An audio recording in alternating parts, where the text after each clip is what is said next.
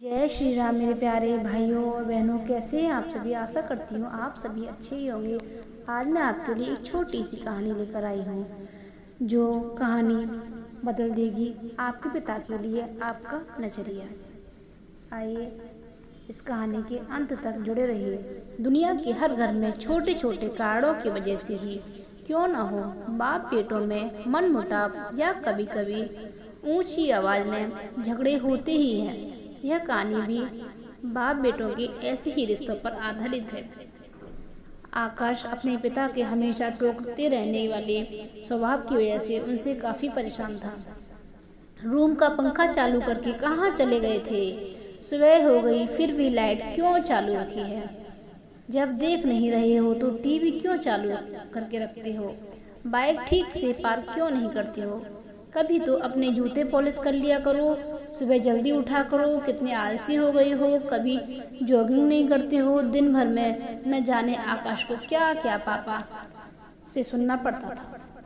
अभी बच्चा थोड़ी हूँ, इतना बड़ा हो गया हूँ। 2 दिन बाद मेरा नौकरी के लिए इंटरव्यू होना है और पापा का बर्ताव किसी छोटे बच्चे जैसा है। मेरे साथ एक बार मुझे नौकरी लगने दो, छोड़कर चला जाऊंगा। पापा को शहर में ही रहूंगा, फिर पता चलेगा उन्हें। अभी कमाता नहीं हूं ना, इसलिए फालतू की चीजें सुनाते रहते हैं। पापा से नाराज आकाश के दिमाग में कुछ ऐसे विचार चल रहे थे। दिन भी बीत गए और आज वही दिन था जिसका आकाश को बेसब्री से इंतजार था। आज उसके इंटरव्यू का दिन था। सुबह सुबह जल्दी उठकर भगवान का आशीर्वाद लेकर आकाश उस जगह पहुंच गया जहां पर इंटरव्यू होना था। जिस बिल्डिंग में इंटरव्यू था उसके गेट पर कोई भी गेट कीपर नहीं था।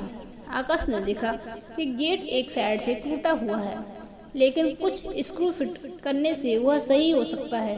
आकाश ने रुककर स्क्रूज को टाइट कर दिया और गेट को सही करने के बाद वह बिल्डिंग में घुस गया। बिल्डिंग में दूसरे फ्लोर पर एक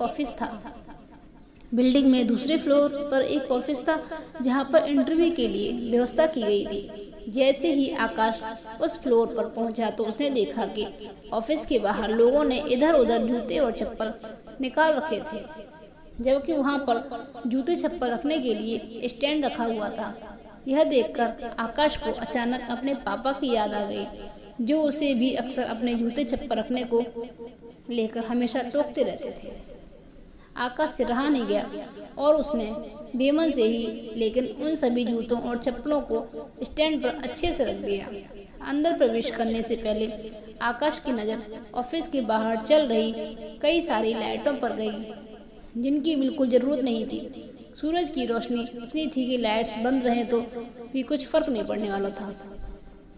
उसने बाहर जल रही सारी लाइटों को बंद किया, फिर ऑफिस के अंदर प्रवेश कर गया। आकाश ने देखा कि ऑफिस में 20-25 कुर्सियां रखी हैं, लेकिन आगे की 10 कुर्सियों को छोड़कर बाकी की कुर्सियां खाली हैं और उन कुर्सियों के ऊपर लगे 2 पंखे बेवजह ही चालू हैं। उसने फिर अपनी आदत के अनुसार दोनों पंखे बंद किए और बाकी फालतू पड़ी कुर्सियों को एक के अंदर एक रखकर साइड पर रख दिया और वहीं पर बैठकर अपना नंबर आने का इंतजार करने लगा। एक के बाद एक सभी कैंडिडेट्स का इंटरव्यू होने के बाद जब आकाश का नंबर आया तो वह थोड़ा सा नर्वस लेकिन निडर होकर इंटरव्यू लेने वाले के पास पहुंचा। इंटरव्यू लेने वाले ने उसे अपने पास रखी कुर्सी पर बैठने के लिए कहा और थोड़ी देर तक दोनों में कुछ भी बातचीत नहीं हुई। फिर इंटरव्यू ने आकाश से पूछा, तुम कल से नौकरी ज्वाइन कर सकते हो क्या? आकाश की कुछ समझ में नहीं आ रहा था कि यह उसकी नौकरी पक्की होने की सूचना है या फिर कोई ट्रिकी सवाल। बाद में इंटरव्यू लेने वाले जब सैलरी और क्या काम करना है यह बताया, तब आकाश को यकीन हुआ कि उसकी जॉब पक्की हो गई है। आकाश बहुत खुश था, लेकिन समझ नहीं पा रहा था कि न कोई सवाल न अनुभव के बारे में पूछा, फिर कैसे उसे जॉब के लिए फाइनल कर लिया गया।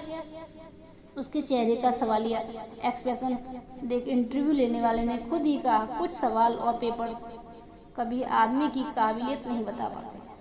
हमने इस बिल्डिंग में प्रवेश करने से लेकर प्रतीक्षा कक्ष तक कुछ अव्यवस्थाएं सेट करके सकती थी। वही आप सभी के लिए परीक्षा थी। हमने सीसीटीवी पर देखा कि आने वाले सभी कैंडिडेट्स में आप ही एक अकेले ऐसे थे जिन्होंने गेट के स्क्रू ठीक करने से लेकर बेवजह चल रहे बल्ब और पंखे बंद किए। ऐसा कर आपने अपनी चीज़ों को यूटिलाइज करना और बचत रिजेक्शन कम करने जैसे गुण दिखाए। आगे बढ़कर आपने बूट और चप्पल और कुर्सियाँ ठीक करके दिखा दिया कि आप अपने काम के लिए कितने वफादार हो सकते हैं और किस हद तक जा सकते हैं। बस हमें इतने गुण काफ़ी थे। आपको नौकरी पर रखने के लिए पूरी बात समझ में आने पर आकाश को फिर से अपने पापा याद आए और याद आई उनकी कही एक बात। लेकिन इस बार उसके मन में कड़वाहट नहीं थी, क्योंकि उसे आज समझ में आया था कि पापा ने उसके लिए उसी मूर्तिकार का किरदार निभाया था जो अपनी मूर्ति को सुंदर और कीमती बनाने के लिए उस पर कितनी बार छन्नी और हथौड़ी चलाता है। आकाश जो नौकरी मिलते ही अपने बाप से दूर भागने की सोच रहा था, वो नौकरी की सूचना पत्र और साथ में मिली 1 महीने की एडवांस सैलरी को घर पहुंचते ही अपने पापा के कदमों में रख देता है। उसने माफ़ी मांगते हुए कहा कि पापा मुझे माफ़ कर दीजिए, मैं आपको समझ नहीं पाया। अपने बेटे के लिए आंखों में खुशी और गर्व के आंसुओं के साथ पापा आकाश को गले से लगा लेते हैं और उसके सिर पर प्यार से हाथ फेरते हैं और उसे आशीर्वाद देते हैं। दोस्तों, जब आपके पेरेंट्स आपको कुछ कहें तो उसके पीछे का कारण ज़रूर जानने की कोशिश करना। कभी डांटें या टोकें तो उनको समझने की कोशिश करना। एक बार आप अपने लिए गलत सोच सकते हो, मगर आपके पेरेंट्स नहीं। हमेशा अपने पेरेंट्स की बातों को ध्यानपूर्वक सुनना चाहिए। अगर आपको मेरा ये वीडियो पसंद आया हो तो प्लीज़ लाइक करना, कमेंट्स करना, सब्सक्राइब करना और शेयर करना बिल्कुल ना भूलें। जय श्री राम।